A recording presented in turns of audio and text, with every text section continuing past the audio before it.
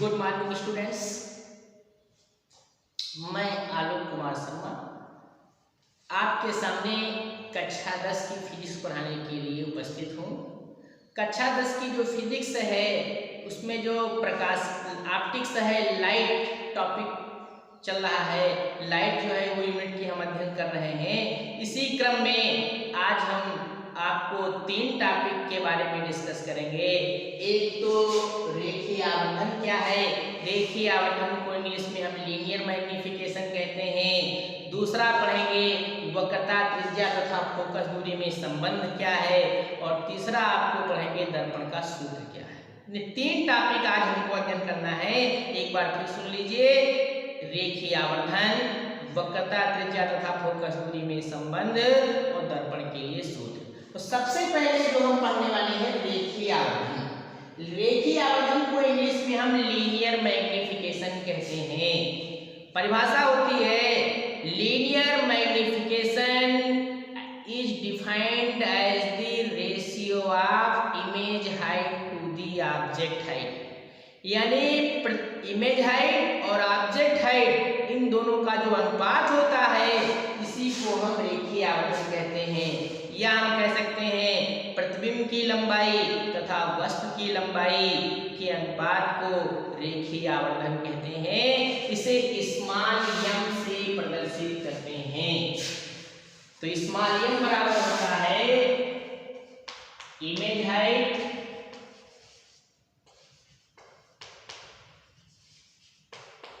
बटे object height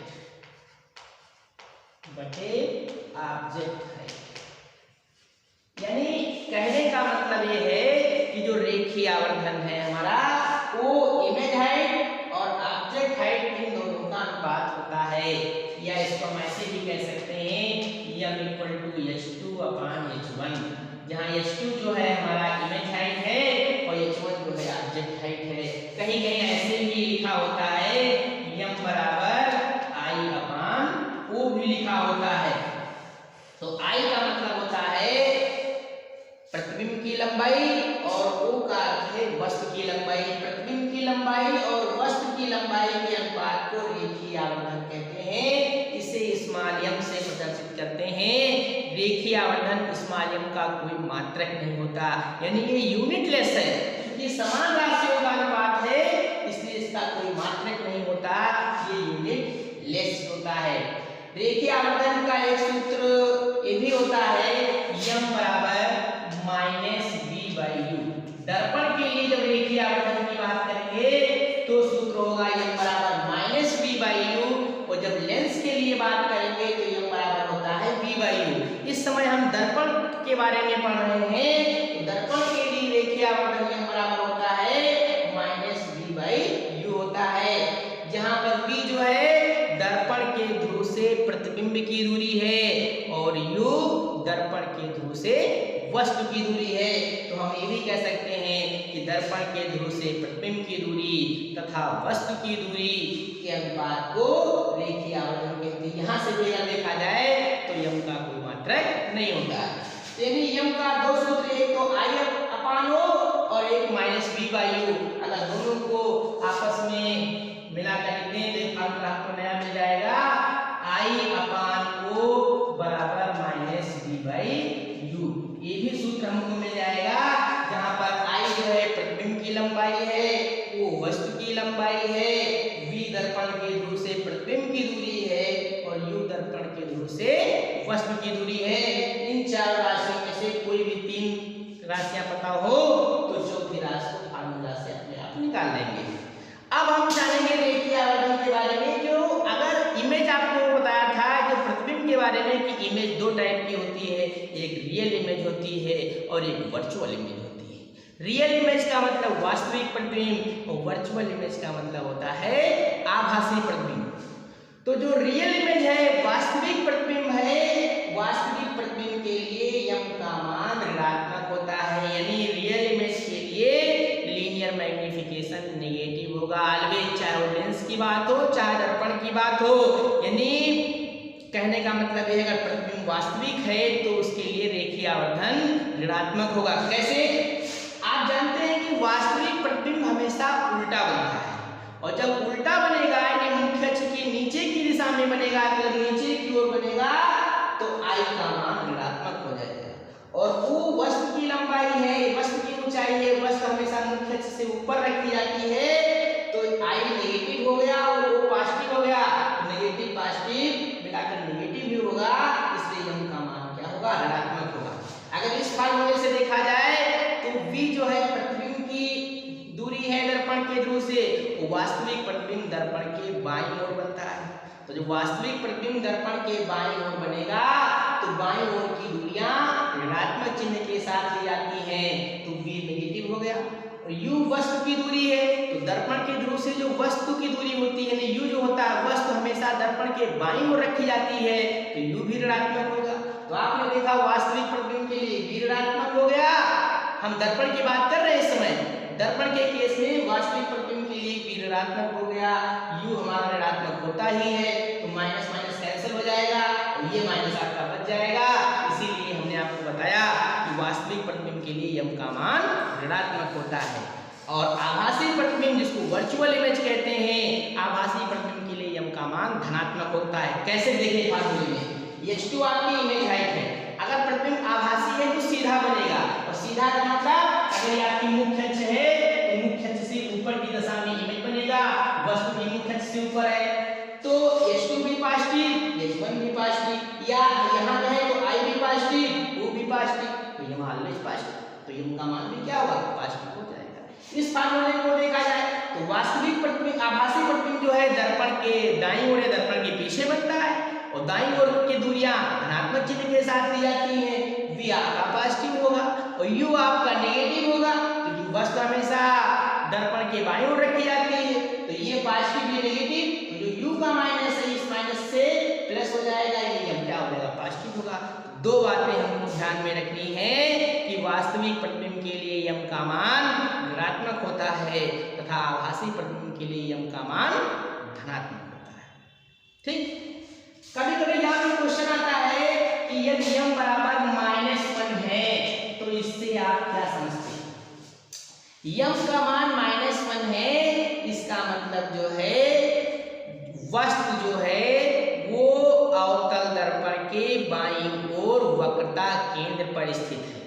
जब वस्तु अवतल दर्पण के बाईं ओर वक्रता केंद्र पर स्थित होती है तो उसका प्रतिबिंब भी वक्रता केंद्र पर ही बनता है, लेकिन वास्तविक होगा उल्टा होगा, वो आकार में वस्तु के बराबर होगा। तो जितना बड़ी वस्तु उतनी बड़ी इमेज, तो इसका मतलब I और O दोनों सेम हो गए तो कैंसिल हो जाएगा, तो क्या हो? 1 आ जाएगा। वास्तविक प्रतिबिंब हमेशा उल्टा बनता है, वास्तविक प्रतिबिंब के लिए m का मान माइनस में होता है, इसलिए m क्या हो जाएगा? -1 हो जाएगा।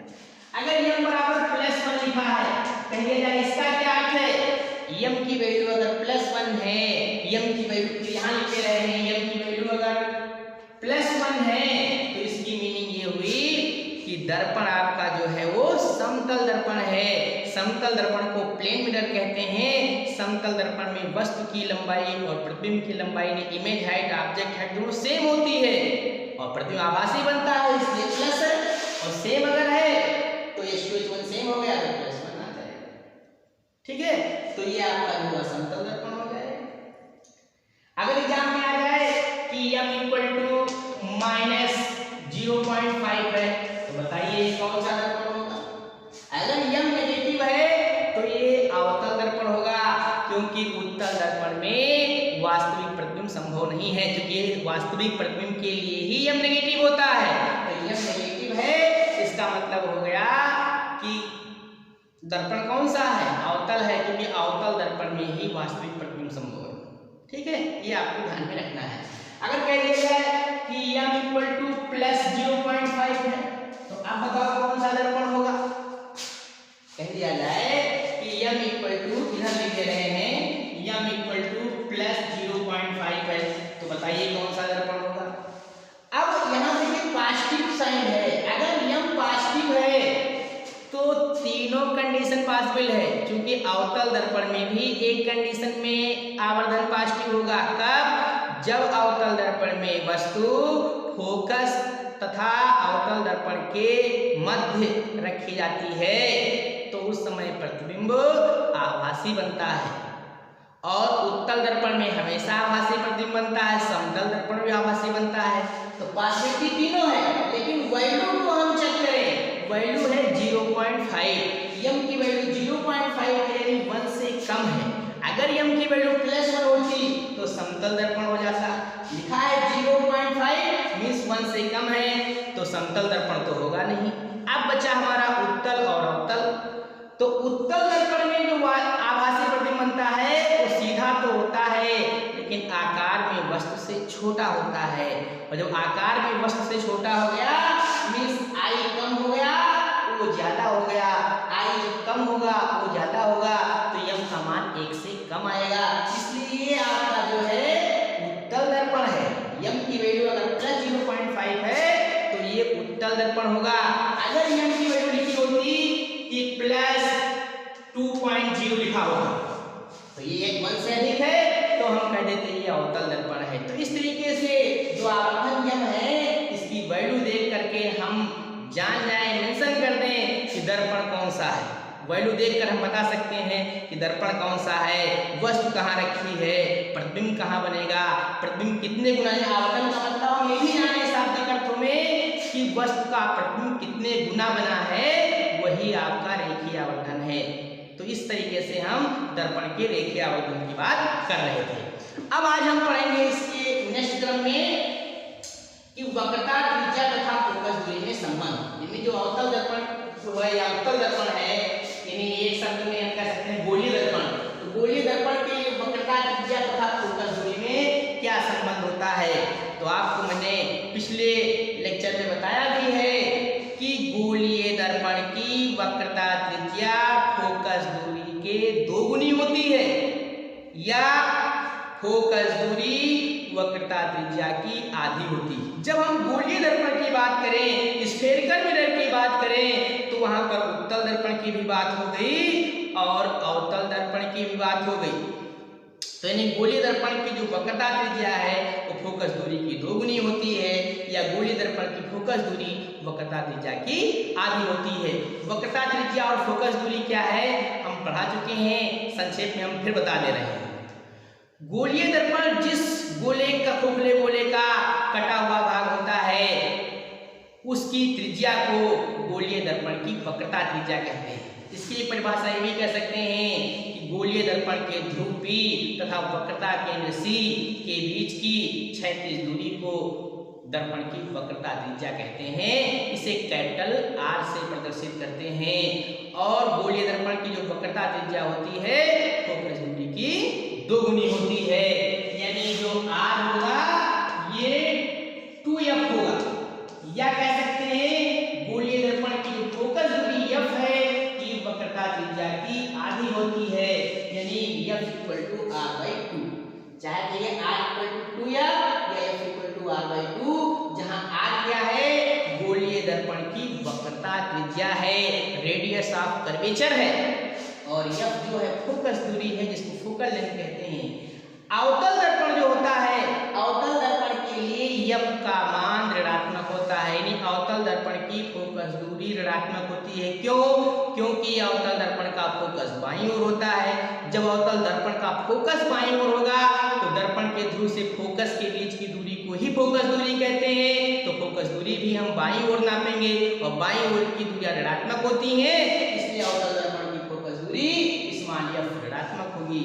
और जब F का मान नेगेटिव होगा तो R भी हमारा नेगेटिव आएगा।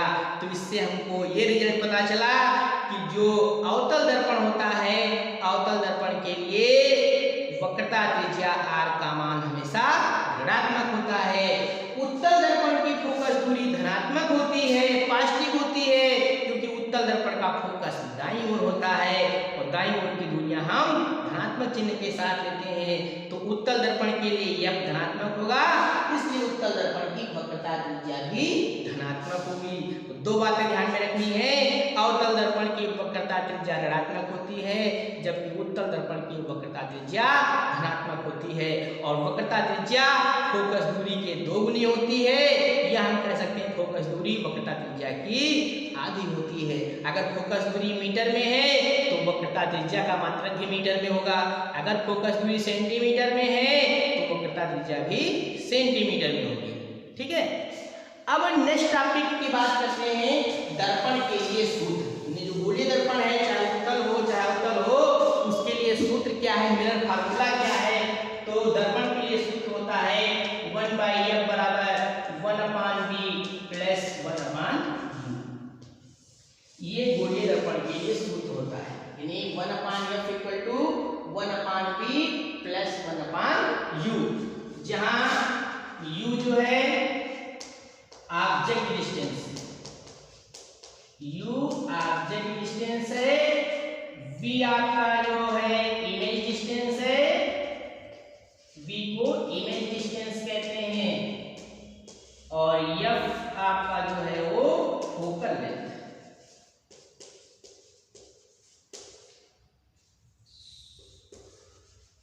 यानी u object distance, v image distance और f फोकल लेंथ है।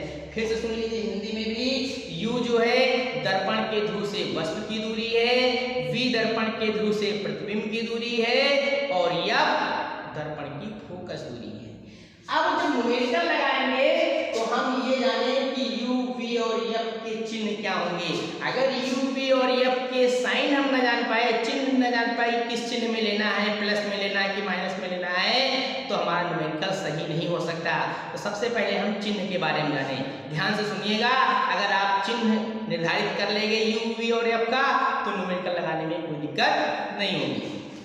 पहले u की बात करते हैं। u इज ऑलवेज नेगेटिव, यानी u का मान हमेशा ऋणात्मक होगा। चाहे अवतल दर्पण का है क्वेश्चन में या उत्तल दर्पण के है, u हमेशा ऋणात्मक होगा, क्योंकि वस्तु हमेशा दर्पण के बाईं ओर रखी जाती है। तो u क्लियर हो गया। v जो है दर्पण के ध्रुव से प्रतिबिंब की दूरी है। तो अगर प्रतिबिंब आपका वास्तविक है तो दर्पण के बाईं ओर बनेगा, और दर्पण आभासी, प्रतिबिंब आभासी है तो दर्पण के दाईं ओर बनेगा। तो वास्तविक प्रतिबिंब के लिए v का मान ऋणात्मक होगा, क्योंकि प्रतिबिंब बाईं ओर बनेगा। आभासी प्रतिबिंब के लिए v का मान धनात्मक होगा। और उत्तल दर्पण के लिए मैं आपको बता दूं, उत्तल दर्पण में हमेशा आभासी प्रतिबिंब बनता है, इसलिए उत्तल दर्पण के लिए v का मान हमेशा धनात्मक होगा। f की बात करते हैं, अवतल दर्पण के लिए f का मान ऋणात्मक होगा, क्योंकि अवतल दर्पण का फोकस बाईं ओर होता है, और उत्तल दर्पण के लिए f का मान धनात्मक होगा। अगर ये बातें हमको मालूम है तो न्यूमेरिकल लगाने में हमें कोई दिक्कत नहीं होगी। धन्यवाद। अगर आपने चैनल को सब्सक्राइब नहीं किया है तो चैनल को सब्सक्राइब कर दें, तथा साथ ही लाइक और शेयर करना भी ना भूलें, जिससे कि जो आपके मित्र हैं उनको भी इस वीडियो का लाभ पहुंच सके। धन्यवाद।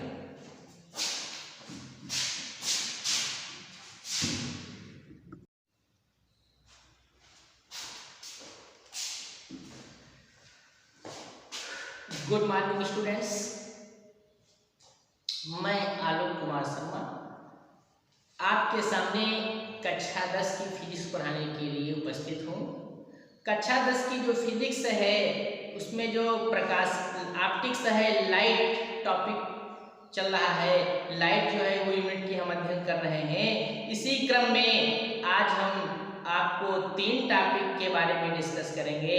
एक तो रेखीय आवर्धन क्या है, रेखीय आवर्धन को इंग्लिश में हम लीनियर मैग्निफिकेशन कहते हैं। दूसरा पढ़ेंगे वक्रता त्रिज्या तथा फोकस दूरी में संबंध क्या है, और तीसरा आपको पढ़ेंगे दर्पण का सूत्र क्या है। 3 टॉपिक आज हमको अध्ययन करना है।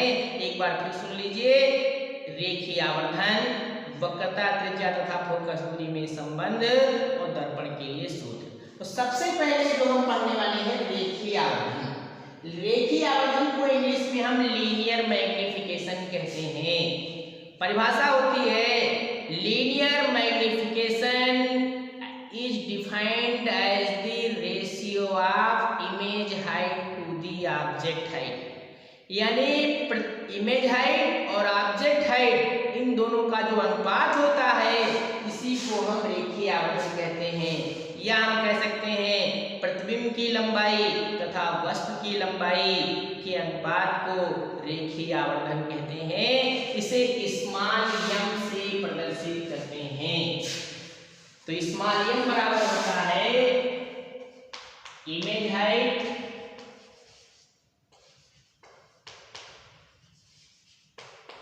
बटे ऑब्जेक्ट हाइट।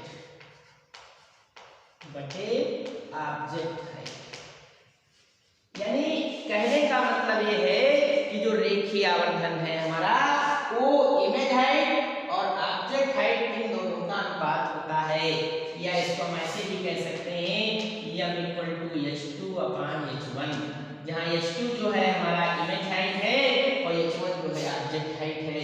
कहीं कहीं ऐसे भी लिखा होता है m बराबर I/O भी लिखा होता है।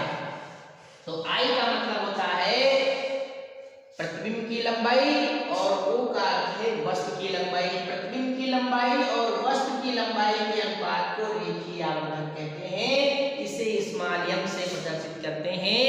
रेखीय आवर्धन स्मॉल m का कोई मात्रक नहीं होता, यानी ये यूनिटलेस है। क्योंकि समान राशियों का अनुपात है इसलिए इसका कोई मात्रक नहीं होता, ये यूनिटलेस होता है। रेखीय आवर्धन का एक सूत्र ये भी होता है m बराबर -v/u। दर्पण के लिए जब रेखीय आवर्धन की बात करेंगे तो सूत्र होगा m बराबर -v/u, और जब लेंस के लिए बात करेंगे तो m बराबर होता है v/u। इस समय हम दर्पण के बारे में पढ़ रहे हैं, तो दर्पण के लिए रेखीय आवर्धन m बराबर होता है -v/u होता है, जहां पर v जो है दर्पण के ध्रुव से प्रतिबिंब की दूरी है और u दर्पण के ध्रुव से वस्तु की दूरी है।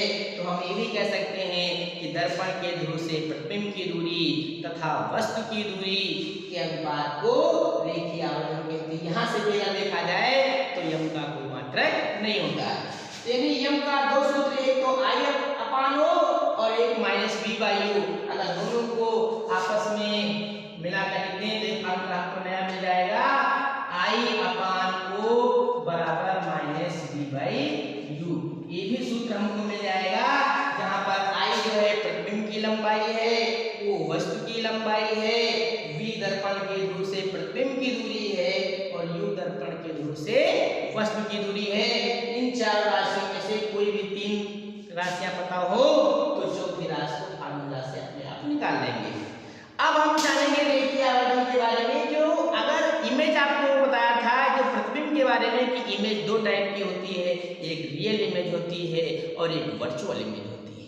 रियल इमेज का मतलब वास्तविक प्रतिबिंब और वर्चुअल इमेज का मतलब होता है आभासी प्रतिबिंब। तो जो रियल इमेज है, वास्तविक प्रतिबिंब है, वास्तविक प्रतिबिंब के लिए m का मान ऋणात्मक होता है, यानी रियल इमेज के लिए लीनियर मैग्नीफिकेशन नेगेटिव होगा ऑलवेज, चाहे वो लेंस की बात हो चाहे दर्पण की बात हो। यानी कहने का मतलब है अगर प्रतिबिंब वास्तविक है तो उसके लिए रेखीय आवर्धन ऋणात्मक होगा। कैसे? आप जानते हैं कि वास्तविक प्रतिबिंब हमेशा उल्टा बनता है, और जब उल्टा बनेगा यानी मुख्य अक्ष के नीचे की दिशा में बनेगा, तो नीचे की ओर बनेगा तो I का मान ऋणात्मक हो जाएगा। और वो वस्तु की लंबाई है, वस्तु की ऊंचाई है, वस्तु हमेशा मुख्य अक्ष से ऊपर रखी जाती है, तो I नेगेटिव हो गया और वो पॉजिटिव हो गया। नेगेटिव पॉजिटिव मिलाकर नेगेटिव ही होगा, इसलिए m का मान क्या होगा? ऋणात्मक होगा। अगर इस फार्मूले से देखा जाए तो v जो है प्रतिबिंब की दूरी है दर्पण के ध्रुव से, वो वास्तविक प्रतिबिंब दर्पण के बाईं ओर बनता है। तो जो वास्तविक प्रतिबिंब दर्पण के बाईं ओर बनेगा तो बाईं ओर की दूरियां ऋणात्मक चिन्ह के साथ ली जाती हैं, तो v नेगेटिव हो गया। और u वस्तु की दूरी है, तो दर्पण के ध्रुव से जो वस्तु की दूरी होती है, यानी u जो होता है वस्तु हमेशा दर्पण के बाईं ओर रखी जाती है, तो u भी ऋणात्मक होगा। तो आपने देखा वास्तविक प्रतिबिंब के लिए v ऋणात्मक हो गया। हम दर्पण की बात कर रहे हैं इस समय, दर्पण के केस में वास्तविक प्रतिबिंब के लिए v ऋणात्मक हो गया, u हमारा ऋणात्मक होता ही है, तो माइनस माइनस कैंसिल हो जाएगा और ये माइनस आपका बच जाएगा। इसीलिए हमने आपको बताया कि वास्तविक प्रतिबिंब के लिए m का मान ऋणात्मक होता है। और आभासी प्रतिबिंब जिसको वर्चुअल इमेज कहते हैं, आभासी प्रतिबिंब के लिए m का मान धनात्मक होता है। कैसे देखें फार्मूले में, h2 आपकी इमेज हाइट है, अगर प्रतिबिंब आभासी है तो सीधा बनेगा, और सीधा का मतलब अगर ये आपकी मुख्य अक्ष है तो मुख्य अक्ष से ऊपर की दिशा में इमेज बनेगा, वस्तु की मुख्य अक्ष से ऊपर है तो h2 भी पॉजिटिव, h1 भी पॉजिटिव, या यहाँ कहे तो I भी पॉजिटिव, O भी पॉजिटिव, तो ये मान ऑलवेज पॉजिटिव, तो m का मान भी क्या होगा? पॉजिटिव हो जाएगा। इस फार्मूले को देखा जाए तो वास्तविक प्रतिबिंब आभासी प्रतिबिंब जो है दर्पण के दाईं ओर या दर्पण के पीछे बनता है, और दाईं ओर की दूरियां धनात्मक चिन्ह के साथ ली जाती हैं, v आपका पॉजिटिव होगा और u आपका नेगेटिव होगा, क्योंकि वस्तु हमेशा दर्पण के बाईं ओर रखी जाती है, तो ये पॉजिटिव ये नेगेटिव, तो जो u का माइनस है इस माइनस से प्लस हो जाएगा, ये यम क्या हो जाएगा, पॉजिटिव होगा। दो बातें हमको ध्यान में रखनी है कि वास्तविक प्रतिबिंब के लिए यम का मान ऋणात्मक होता है तथा आभासी प्रतिबिंब के लिए यम का मान धनात्मक होता है। ठीक, कभी कभी यहाँ पे क्वेश्चन आता है कि यदि यम बराबर -1 है तो इससे आप क्या समझते हैं? यम का मान -1 है, इसका मतलब जो है वस्तु जो है वो अवतल दर्पण के बाईं ओर वक्रता केंद्र पर स्थित है। जब वस्तु अवतल दर्पण के बाईं ओर वक्रता केंद्र पर स्थित होती है तो उसका प्रतिबिंब भी वक्रता केंद्र पर ही बनता है, लेकिन वास्तविक होगा उल्टा होगा, तो आकार में वस्तु के बराबर होगा। तो जितना बड़ी वस्तु उतनी बड़ी इमेज, तो इसका मतलब आई और ओ दोनों सेम हो गए तो कैंसिल हो जाएगा, तो क्या हो 1 आ जाएगा। तो वास्तविक प्रतिबिंब हमेशा उल्टा बनता है, वास्तविक प्रतिबिंब के लिए यम का मान माइनस में होता है, इसलिए यम क्या हो जाएगा, -1 हो जाएगा। अगर यम बराबर +1 लिखा है, कहिएगा इसका क्या अर्थ है? यम की वैल्यू अगर +1 है, यम की वैल्यू यहाँ लिखे रहे हैं, यम की वैल्यू अगर +1 है तो इसकी मीनिंग ये हुई कि दर्पण आपका जो है वो समतल दर्पण है। समतल दर्पण को प्लेन मिरर कहते हैं। समतल दर्पण में वस्तु की लंबाई और प्रतिबिंब की लंबाई ने इमेज हाइट ऑब्जेक्ट हाइट दोनों सेम होती है और प्रतिबिंब आभासी बनता है, इसलिए प्लस है। और सेम अगर है तो H2H1 सेम हो गया तो +1 आ जाएगा। ठीक है, तो ये आपका जो है समतल दर्पण हो जाएगा। अगर एग्जाम में आ जाए कि m = -0.5 है तो बताइए कौन सा दर्पण होगा? अगर m नेगेटिव है तो ये अवतल दर्पण होगा, क्योंकि उत्तल दर्पण में वास्तविक प्रतिबिंब संभव नहीं है, क्योंकि वास्तविक प्रतिबिंब के लिए ही m नेगेटिव होता है। तो m नेगेटिव है, इसका मतलब हो गया कि दर्पण कौन सा है, अवतल है, क्योंकि अवतल दर्पण में ही वास्तविक प्रतिबिंब संभव है। ठीक है, ये आपको ध्यान में रखना है। अगर कह दिया जाए कि m = +0.5 है तो आप बताओ कौन सा दर्पण होगा? कह दिया जाए कि m इधर लिख दे रहे हैं m +0.5 है तो बताइए कौन सा दर्पण होगा? अब यहाँ देखिए पॉजिटिव साइन है, अगर m पॉजिटिव है तो तीनों कंडीशन पॉसिबल है, क्योंकि अवतल दर्पण में भी एक कंडीशन में आवर्धन पॉजिटिव होगा। कब? जब अवतल दर्पण में वस्तु फोकस तथा अवतल दर्पण के मध्य रखी जाती है तो उस समय प्रतिबिंब आभासी बनता है। और उत्तल दर्पण में हमेशा आभासी प्रतिबिंब बनता है, समतल दर्पण में आभासी बनता है। तो पॉसिबिलिटी तीनों है, लेकिन वैल्यू को हम चेक करें, वैल्यू है 0.5, m की वैल्यू 0.5 यानी 1 से कम है। अगर m की वैल्यू +1 होती तो समतल दर्पण हो जाता। लिखा है 0.5 मींस 1 से कम है तो समतल दर्पण तो होगा नहीं। अब बचा हमारा उत्तल और अवतल। तो उत्तल दर्पण में जो आभासी प्रतिबिंब बनता है वो सीधा तो होता है, लेकिन आकार में वस्तु से छोटा होता है। और जब आकार में वस्तु से छोटा हो गया मींस I कम हो गया वो ज्यादा हो गया, I जब कम होगा वो ज्यादा होगा तो m का मान 1 से कम आएगा। इसलिए आपका जो है उत्तल दर्पण है, m की वैल्यू अगर +0.5 है तो ये उत्तल दर्पण होगा। अगर m की वैल्यू लिखी होती कि +2.0 लिखा होगा तो ये 1 से अधिक है तो हम कह देते ये अवतल दर्पण है। तो इस तरीके से जो आवर्धन यम है इसकी वैल्यू देख करके हम जान जाए, मेंशन कर दें कि दर्पण कौन सा है। वैल्यू देखकर हम बता सकते हैं कि दर्पण कौन सा है, वस्तु कहाँ रखी है, प्रतिबिंब कहाँ बनेगा, प्रतिबिंब कितने गुना है। आवर्धन का मतलब हम ये भी जाने शाब्दिक अर्थों में कि वस्तु का प्रतिबिंब कितने गुना बना है, वही आपका रेखीय आवर्धन है।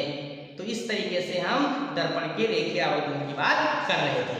अब आज हम पढ़ेंगे इसके नेक्स्ट क्रम में कि वक्रता त्रिज्या तथा फोकस दूरी में संबंध। यानी जो अवतल दर्पण जो है या उत्तल दर्पण है, यानी एक शब्द में हम कह सकते हैं गोलीय दर्पण। तो गोलीय दर्पण के वक्रता त्रिज्या तथा फोकस दूरी में क्या संबंध होता है?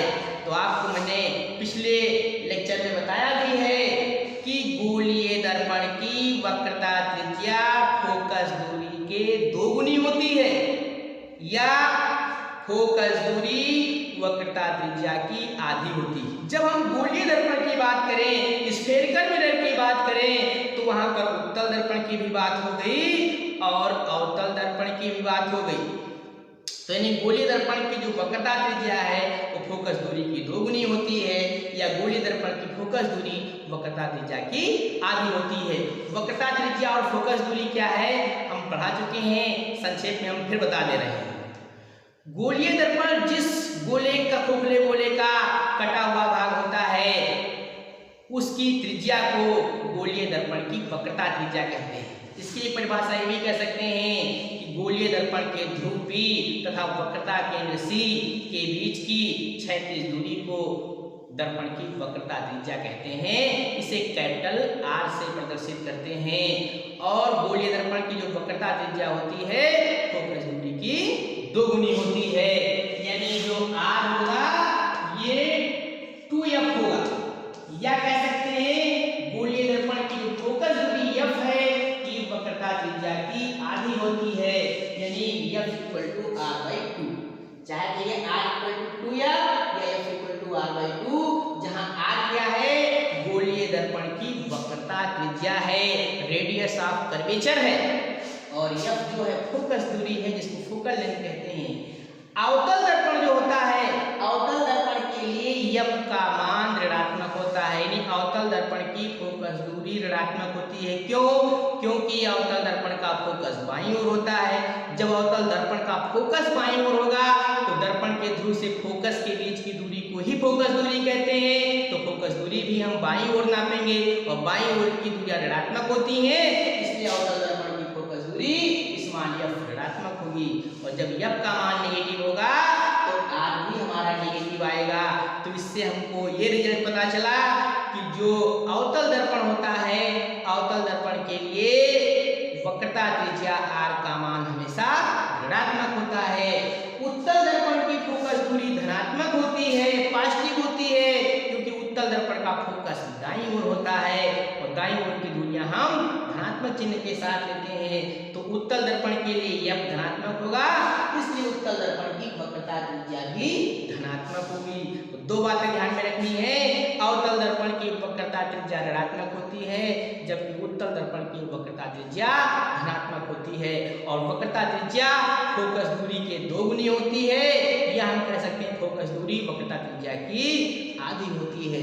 अगर फोकस दूरी मीटर में है तो वक्रता त्रिज्या का मात्रक भी मीटर में होगा, अगर फोकस दूरी सेंटीमीटर में है तो वक्रता त्रिज्या भी सेंटीमीटर में होगी। ठीक है, अब नेक्स्ट टॉपिक की बात करते हैं दर्पण के लिए सूत्र। जो गोलीय दर्पण है चाहे उत्तल हो चाहे अवतल हो, उसके लिए सूत्र क्या है, मिरर फार्मूला क्या है। तो दर्पण के लिए सूत्र होता है 1/f = 1/b + 1/u। ये गोलीय दर्पण के लिए सूत्र होता है, यानी 1/f = 1/b + 1/u, जहां u जो है object distance, u object distance है, v आपका जो है इमेज डिस्टेंस है, v को इमेज डिस्टेंस कहते हैं, और f आपका जो है वो फोकल लेंथ है।